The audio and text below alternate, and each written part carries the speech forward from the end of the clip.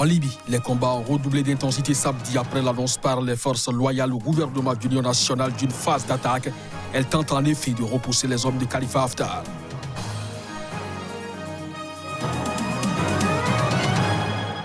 Un casque bleu égyptien a été tué. 4 membres de son unité blessés ce samedi par l'explosion d'une mine au passage de leur convoi. L'incident s'est produit dans le centre du Mali.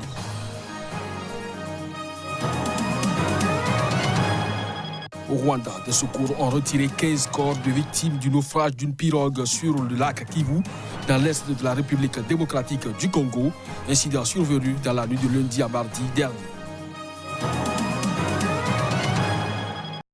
Voilà pour le sommaire du journal. Mesdames, Messieurs, bonjour et bienvenue au Bénin. Cela fait 5 jours maintenant que des agents de la police républicaine ont interpellé le journaliste Casimir Pédio, directeur de publication du journal Nouvelle Économie à son domicile. Analyste, il intervient sur les médias de la place, sur les politiques économiques du Bénin. Concernant les raisons de son interpellation, Maître Renaud Agbodjo, son avocat, a expliqué qu'on l'accuse de fausses informations sur l'économie du Bénin dans 2 parutions du journal dont il est directeur de publication, des faits qui sont constitutifs d'infractions, notamment selon les articles 550 alinéa 3 du Code du numérique. Son avocat dénonce son arrestation sans même qu'on lui ait délivré une convocation au préalable alors qu'il est pourtant connu sur place. Nous reviendrons plus amplement sur cette information dans nos prochaines éditions. En Libye, des combattants loyaux au gouvernement d'union nationale affrontent des troupes armées nationales libyennes du maréchal Khalifa Haftar dans une banlieue au sud de la capitale Tripoli. Les combats ont redoublé d'intensité ce week-end après l'annonce par les forces loyales au gouvernement d'union nationale d'une phase d'attaque. Reportage. Les combats ont redoublé d'intensité samedi aux portes de Tripoli après l'annonce par les forces loyales au gouvernement d'union nationale d'une phase d'attaque contre les troupes du maréchal Khalifa Haftar. Les positions étaient figées dans la banlieue sud de Tripoli depuis plusieurs jours. Mais après avoir contenu la progression des forces pro-Haftar, les forces loyales au gouvernement d'union nationale ont lancé une phase d'attaque. Cette contre-attaque intervient au lendemain de l'annonce par la Maison-Blanche d'un entretien téléphonique lundi entre le président Donald Trump et Khalifa Haftar sur une vision commune pour la transition de la Libye vers un système politique, démocratique et stable. Les 2 hommes ont notamment discuté de la nécessité de parvenir à la paix et à la stabilité en Libye, selon la Maison-Blanche qui indique que le président américain a reconnu le rôle significatif du maréchal Haftar dans la lutte contre le terrorisme et la sécurisation des ressources pétrolières du pays. De très violents combats ont été signalés sur plusieurs fronts. Se félicitant de l'avancée de ces troupes, Fayez al-Sarraj les a appelés dans un communiqué à respecter le droit humanitaire international. De son côté, le camp Haftar, qui n'a pas reconnu la perte de certaines positions dans la banlieue sud de Tripoli, a affirmé prendre le contrôle de plusieurs nouvelles positions sur les fronts des combats à Tripoli. Un casque bleu égyptien a été tué et 4 membres de son unité blessés ce samedi par l'explosion d'une mine au passage de leur convoi. L'incident s'est produit dans le centre du Mali.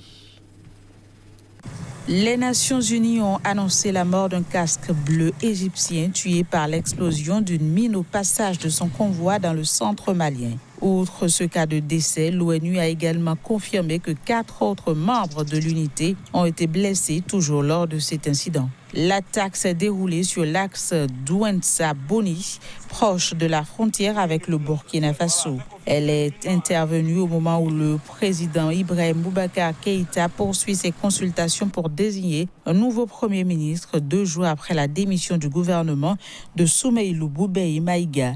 Le Premier ministre a en effet jeté l'éponge moins de mois après la tuerie de quelques 160 civils peuls dans le centre du pays et une série de manifestations contre la gestion de l'État. Selon le dernier rapport trimestriel établi par le secrétaire général de l'ONU, Antonio Guterres, sur le Mali, la fréquence des attaques liées à ces engins a plus que triplé dans la région, passant de 29 en 2017 à 97 en 2018 et le Nord a continué d'en subir. Le Nord malien était tombé en mars-avril 2012 sous la coupe de groupes djihadistes liés à Al-Qaïda. Ces groupes en ont été en grande partie chassés par une intervention militaire internationale qui se poursuit. Mais des zones entières du Mali échappent encore au contrôle des forces maliennes, françaises et de l'ONU régulièrement visées par des attaques, et ce malgré la signature en mai-juin 2015 d'un accord de paix censé isoler définitivement les djihadistes dont l'application accumule les retards. Toujours le Mali qui est redevenu le champion africain de la production de coton. La filière représente près d'un quart des exportations du pays et 40% des revenus de la population rurale. Mais le manque de transformation de la matière première au niveau local pèse sur cette filière clé de l'économie. Reportage. On le surnomme l'or blanc. Le coton, un produit délicat, récolté minutieusement à la main. Il est devenu le principal produit d'exportation du Mali. Pour encourager son développement, le gouvernement subventionne son engrais. Le secret d'une récolte rentable, une fibre de qualité. C'est bénéfique car ceux qui cultivent du coton ont des engrais.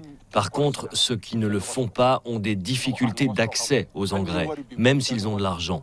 Il nous arrive de cultiver aussi du maïs, en plus du coton. Mais sur cette récolte, seule une partie sera transformée au Mali. Le coton est principalement exporté à l'état brut. Une tendance que Marianne veut changer.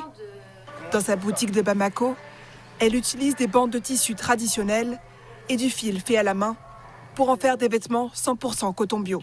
Voilà, il y a des métiers, il y a du savoir-faire et c'est un réel enjeu social, culturel et de patrimoine. Donc c'est regrettable que tout parte non valorisé. L'usine de Comatex utilise la matière brute pour en faire du fil, des tissus et des vêtements. Une exception dans le pays. Ici, on traite 1% de la production malienne. Et face à la concurrence étrangère, les affaires vont mal. Apparemment, on pense que c'est un grand marché textile, mais le marché là est inondé, je vais dire, par les produits textiles d'importation qui sont moins chers. Bon, ça entrave beaucoup les activités de l'entreprise. Avec 728 000 tonnes en 2018, le Mali est le premier producteur de coton d'Afrique. À peine 2% ont été transformés localement. En Égypte, les bureaux de vote ont ouvert ce dimanche pour le deuxième jour d'un référendum sur une révision constitutionnelle controversée. Celle-ci est destinée à prolonger la présidence d'Abdel Fattah al-Sisi, accusé de graves violations des droits humains. Le vote se poursuit ce lundi. Reportage. Vote dans le cadre du scrutin référendaire en Égypte. Un scrutin qui semble joué d'avance et qui se déroule à travers tout le pays sur 3 jours. Le référendum porte sur une révision constitutionnelle controversée destinée à prolonger jusqu'à 2030 la présidence d'Abdel Fattah al-Sisi, accusé de graves violations des droits humains par de nombreuses organisations de défense des droits de l'homme. Depuis son élection comme président en 2014, les ONG dénoncent régulièrement les arrestations et procès de masse ainsi que le musellement de la presse et de l'opposition. Arrivé au pouvoir 1 an après le renversement par l'armée du président islamiste Mohamed Morsi en 2013, l'ancien maréchal Sisi, chef du renseignement militaire sous Moubarak et ministre de la Défense sous Morsi, a été réélu en 2018 avec plus de 97% des voix pour un second et en principe dernier mandat de 4 années. Au-delà de la prolongation de sa présidence, la révision constitutionnelle permettra également d'accroître son contrôle sur le système judiciaire. Les résultats du vote seront annoncés d'ici au 27 avril prochain, selon l'autorité nationale des élections. À ce stade, aucun chiffre de participation n'a été donné par les autorités égyptiennes. Au Soudan, les discussions entre les dirigeants militaires et les leaders de la contestation sur un transfert du pouvoir à une autorité civile se poursuivent déjà samedi. Les deux parties ont pris langue et les camps sont toujours dans l'expectative. Reportage. Les dirigeants militaires et les leaders de la contestation au Soudan poursuivent les discussions sur un transfert du pouvoir à une autorité civile, la principale revendication du mouvement populaire. La rencontre de samedi soir a réuni 5 représentants de l'Alliance et des membres du Conseil militaire. Elle est intervenue à la veille de l'annonce prévue par le mouvement de contestation de la formation de conseil civil chargé des affaires du pays qui remplacerait le Conseil militaire de transition au pouvoir depuis le renversement le 11 avril dernier du président Omar El-Béchir sous la pression de la rue. Selon des responsables, ce conseil civil sera chargé de former un gouvernement de transition dont le mandat durera 4 ans et sera suivi d'élections. Notons que les services de sécurité ont trouvé des liasses de plusieurs devises étrangères chez le désormais ex-président soudanais Omar El-Béchir. L'ancien homme fort de Khartoum avait à son domicile des dollars mais aussi des livres soudanaises pour un total de plus de 130 millions de dollars. Arrivé au pouvoir par un coup d'État soutenu par les islamistes le 30 juillet 1989, Omar El-Béchir a dirigé d'une main de fer un pays en proie à des rébellions dans plusieurs régions et est accusé de violation des droits humains. Renversé par l'armée, il a été arrêté et est actuellement détenu dans une prison de Khartoum.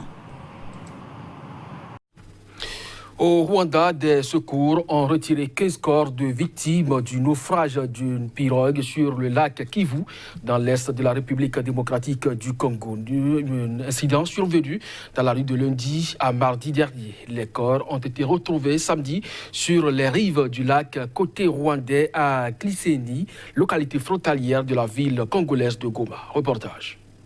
Les secours du Rwanda ont retrouvé samedi 15 corps de victimes du naufrage d'une pirogue survenue sur le lac Kivu dans l'est de la République démocratique du Congo dans la nuit de lundi à mardi. Les corps ont été retrouvés sur les rives du lac côté rwandais, selon les responsables, sur la plage municipale de Gizeni, localité frontalière de la ville congolaise de Goma.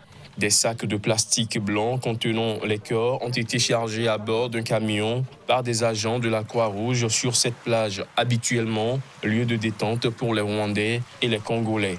Les 15 corps ont été rapatriés à Goma, où ils ont été enterrés dans un cimetière de la ville. D'autres corps ont été repêchés du côté congolais, selon un responsable local du sud Kivu, qui a cité 14 corps.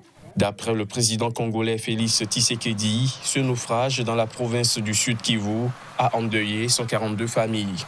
Le bilan ELSA est cependant incertain car la liste officielle des passagers n'est pas fiable et aux mains des clandestins. La liste des passagers ne faisait état que de 49 adultes et 7 enfants à bord. En République démocratique du Congo, les États-Unis ont sanctionné 5 responsables d'institutions, dont le président de la CENI, Corneille Nangaa, le président de l'Assemblée nationale, Aubin Minakou, et le président de la Cour constitutionnelle, Benoît Luamba Bindu. Ces personnalités sont frappées par des restrictions de visa des États-Unis. Ces sanctions continuent d'alimenter des mécontentements à Kinshasa. Voici quelques réactions au micro de Narcisse Homme. Vous devez savoir que ça nous étonne. Ça nous étonne dans le sens que même un pays souverain, avant de sanctionner, il serait souhaitable d'abord d'approcher. Parce que nous avons ce qu'on appelle la présomption d'innocence et ce n'est pas de vos bureaux là où vous êtes, du coup vous sanctionnez et vous nous envoyez comme si nous étions encore sous tutelle et dire que nous sommes un pays souverain, même le nom le dit, République démocratique du Congo. On sanctionne le président de la Cour constitutionnelle. Le président de la Cour, c'est la plus haute autorité judiciaire du pays. Lorsque vous la sanctionnez, donc vous jetez les doutes sur toute la justice d'un pays. Et pourtant, c'est là le socle sur lequel reposent les institutions. Vous sanctionnez le premier des élus, c'est-à-dire le président du Parlement. Vous êtes en train de dire au monde entier que ces gens-là qui parlent au nom du peuple congolais ne sont pas des gens dignes. Ça signifie que vous jetez le discrédit sur un peuple. Aucun Africain ne peut accepter une chose comme celle-là. Les sanctions américaines africaine et européenne, pour nous, c'est l'assassin qui revient sur le lieu du crime. Vous savez, après c'est que les périodes coloniales ont été en Afrique, on assiste maintenant à un retour en force des puissances occidentales, européennes, américaines, qui veulent reprendre possession des terres qu'elles sont censées avoir abandonnées à l'accession de nos pays à l'indépendance, aux indépendances, et c'est tout. Ce sera donc tout pour cette édition. Merci à vous de nous avoir suivis. Très bonne journée en compagnie des programmes de SICA.